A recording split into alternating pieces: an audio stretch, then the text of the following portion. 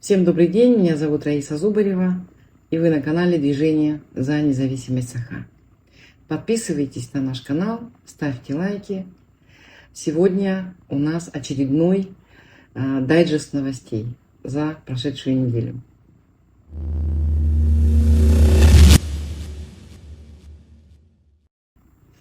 Начнем мы, конечно же, с главной новости недели. Это скандал вокруг депутата парламента, якутского парламента Елтумен Александра Иванова. Мы за этой новостью пристально следим и знаем, что депутаты созывают экстренное заседание парламента вот по поводу как раз-таки Иванова. Но помимо этого, как только прошлогоднее видео, где Иванов давал интервью турецкому блогеру, вышло, то есть как только его вытащили на свет Божий, да, вспомнили о нем, сразу же заговорили о Туране. Выступили блогеры, выступили якутские националисты. Блогер у нас Михес выступил, и откуда-то, значит, из какого-то склепа достали председателя национальной общины Усть-Тумсу Иннокентия Макарова. Понятно, что это системные националисты, то есть они отрабатывают приказы сверху, да, отрабатывают приказы власти. И тот и другой начали уверять людей, что мы Саха, что мы не имеем отношения ни к какому Турану, никакой Турции, и вообще ничего близкого, как сказал Михес, у нас, кроме происхождения, между нами и турками нет.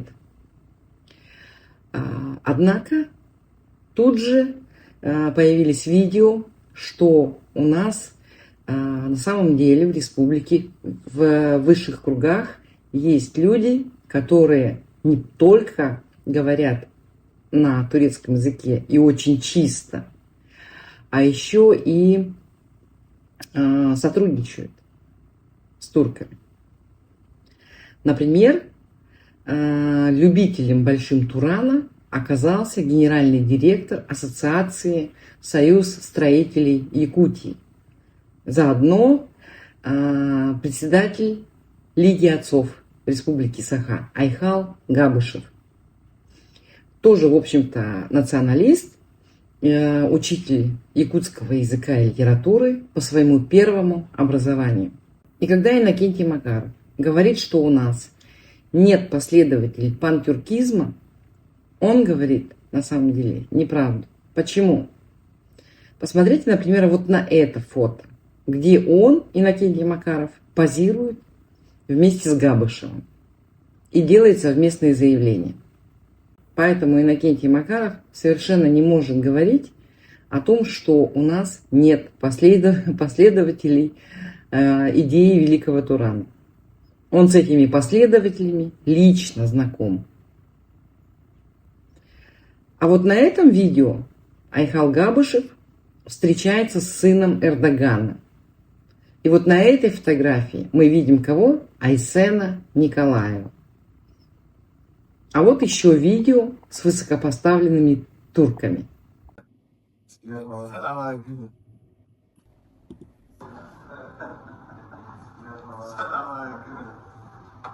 Еще раз напомню, что на предстоящей неделе, скорее всего, состоится экстренное заседание парламента, где Иванова будут публично пороть. Получится это у них или нет, мы посмотрим. Но уже сейчас видно, наш парламент – это не место для свободной дискуссии. Наш парламент – это место расправы над тем, кто смеет думать иначе. Там, где должны звучать разные мнения, сейчас на наших глазах разыгрывают показательные процессы.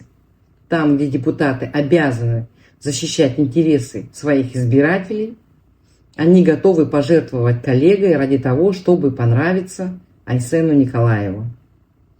Иванова хотят наказать не за преступление, а за слова, за то, что он честно сказал: у народа Саха есть мечта. Но пока мы к этой мечте не готовы. За то, что Иванов оказался смелее других.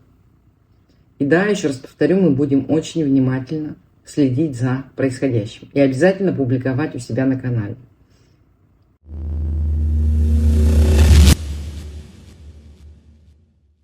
Следующая новость – это новость о том, что в 2026 году на экраны, на большие, в российский прокат выходит фильм «Умка», где чукотского мальчика сыграет актер не чукотской национальности. Единственный азиат в этом фильме получил роль злодея. Очень показательная, на самом деле, и очень болезненная для нас история, для нас не русских, да, для нас азиатов российских. Этот фильм – прямое продолжение колониальной логики. Во-первых, они украли у нас национальную идентичность. Вместо того, чтобы дать голос коренным детям, неважно, чукотки, неважно, будут это дети чукотские, будут это дети якутские, будут это дети корякские, да, роль отдали русскому ребенку. То есть москвичи снова решили, кто здесь правильный чукча. Тот факт, что они привлекли всего одного азиата и сразу же злодея из него сделали, это стандартная схема вообще российской политики. Коренные и нерусские народы показаны как опасные, чужие и второстепенные, второсортные. Ну и третий, фильм о Чукотке снят без Чукотки. То есть мы видим, что люди, которых они изображают, лишены права говорить о себе сами. Получается, что мы стали такими этническими невидимками. Но вообще всегда это было в российской политике.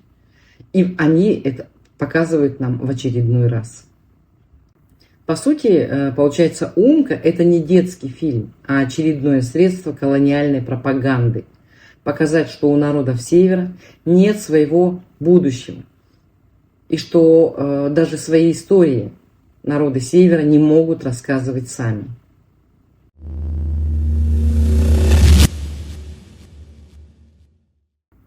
Третья новость – это противостояние в Алёкминске. Мэр Алёкминска Сергей Щебляков заявил, что большинство граждан на прошедших 20 августа публичных слушаниях высказались за сохранение прямых выборов главы города. Мэр Алёкминска Сергей Щебляков обвинил руководство района в давлении и попытках сорвать сохранение прямых выборов. По его словам, на публичных слушаниях 20 августа большинство жителей высказались за то, чтобы глава города избирался народом. Повторю свою позицию, она неизменна. Выборы – это исторически сложившийся инструмент избрания глав поселений. Протокол слушаний направлен депутатам для отстаивания интересов людей в Илтумене.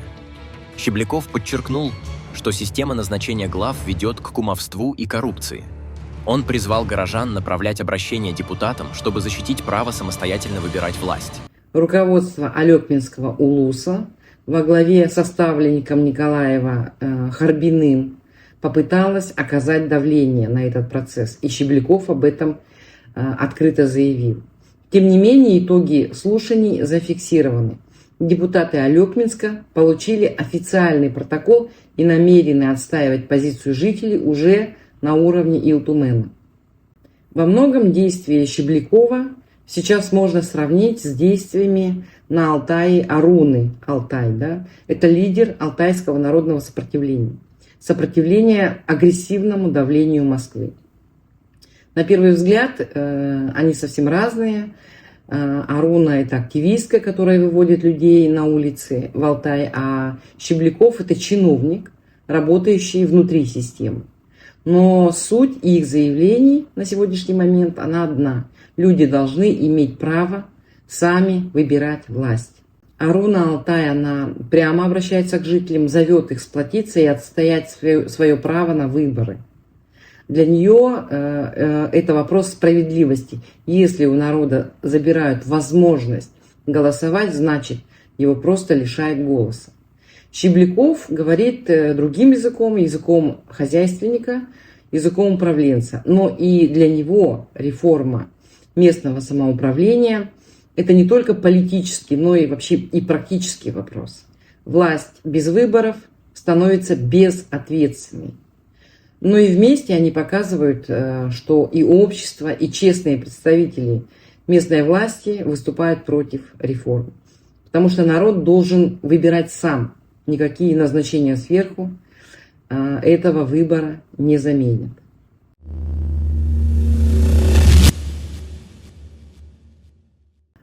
Замминистра образования Республики Саха Степан Степанов заявил, что в республике имеется 1000 вакансий в сфере образования.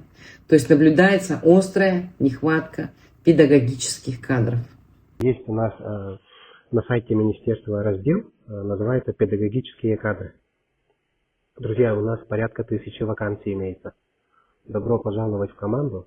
Пожалуйста, отправляйте ваших друзей, детей, племянников, родственников, знакомых к нам в министерстве. Мы с радостью подскажем, где и куда можно трудоустроиться по всей территории Якутии.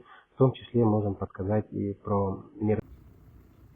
Это очень показательная новость. На самом деле она вскрывает сразу несколько системных проблем в Республике Саха, ну и в целом в государстве, да, в Российской Федерации.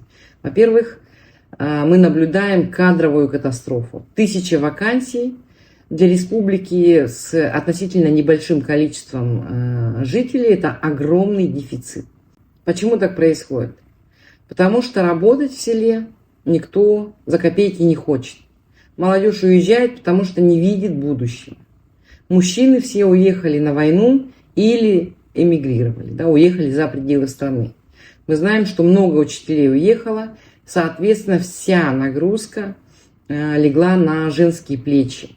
Это очень большая нагрузка, и женщины ее не выдерживают. Очень часто бывает выгорание после таких нагрузок больших. Степанов говорит о том, что неравенство наблюдается в образовании. Городские школы, это школы Мирного, школы Нерюнгри, школы Якутска, держатся за счет более сильных учителей и ресурсов, а села таким образом проваливаются. Это значит, что у детей в деревне почти нет шансов конкурировать с городскими сверстниками. Дальше он говорит о том, что наши якутские школы показывают результаты на 10-12 баллов ниже, чем в целом по стране. Это означает, что 1000 сельских детей автоматически оказываются в группе второго сорта. У них нет доступа к предметникам, к дополнительным занятиям и к подготовке к ЕГЭ. Николаев любит рапортовать о прорывах, а в реальности целых 41 школа вообще не смогла подготовить выпускников к выборным предметам. То есть дети учились 11 лет, и все ради того, чтобы получить просто аттестат. И никуда не поступить дальше. Получается такой замкнутый круг. Нет кадров, падает качество образования. Выпускники уезжают или остаются без шансов поступить. Ну и то есть получается еще меньше кадров в будущем. Никаких перспектив вообще. Потому что ни республиканская, ни тем более федеральная власть в решении этого вопроса не заинтересованы. По сути, Николаев и Москва намеренно оставляют нашу республику таким образом без будущего. И это тоже форма колониальной политики. Выкачивание ресурсов и никаких инвестиций в человека.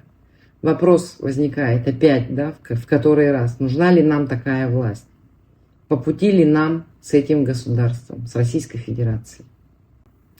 На этом, пожалуй, все. Подписывайтесь на наш канал, еще раз призываю. Ставьте лайки, комментируйте и это, и другое видео. У нас нет цензуры.